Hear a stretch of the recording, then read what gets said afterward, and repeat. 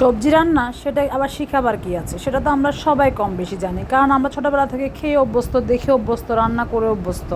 কিন্তু তারপরেও কিছু কিছু নতুন রাঁধুনি আছে একদমই রান্নার ধারে কাছে আগে যায় না, হঠাৎ করে রান্নার দায়িত্ব এসে ঘাড়ে পড়ে, আর তখন কিভাবে কি করবে বুঝতে পারে না। বেশ কয়েকজন দেখলাম প্রশ্ন করছে, ভেন্ডি শুধু ভাজি খাওয়া যায়, রান্না কি খাওয়া যায় না? তাদের জন্য বলছি, রান্নাটা কিন্তু ভাজির চেয়েও মজা, যদি রান্নাটা ঠিকঠাক মতো করা যায়।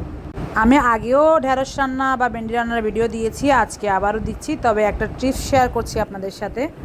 প্রথমে আমি ভেন্ডিটা কিন্তু শুকনো একটা খোলায় কোনো রকম তেল ছাড়া ভালো করে টেলে নিয়েছি, কারণ দেখবেন ভেন্ডি কাটার পরে একটা আঠালো তরল বের হয় ভিতর থেকে, অনেক সময় রান্না করার সময় এটা একটা আঠা আঠা ভাব থাকে, অনেকে এটার জন্য খেতে চায় না রান্না করে, বিশেষ করে এই জন্য ভেজে খায় বেশিরভাগ মানুষ।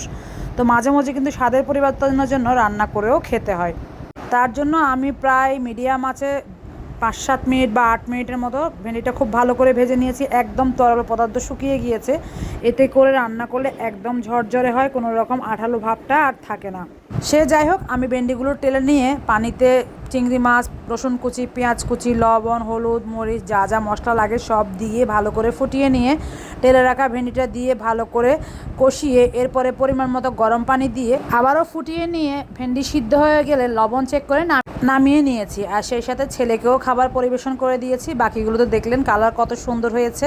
এভাবে টেলে নেওয়ার কারণে কিন্তু একদম ঝরঝরে হয়েছে। যারা রান্না কখনো খাননি, এভাবে একবার খেয়ে দেখবেন, আপনাদের কাছে ভালো লাগবে। ভিডিওটা কেমন লেগেছে অবশ্যই জানাবেন। ভালো থাকবেন। আল্লাহ হাফেজ। আসসালামু আলাইকুম।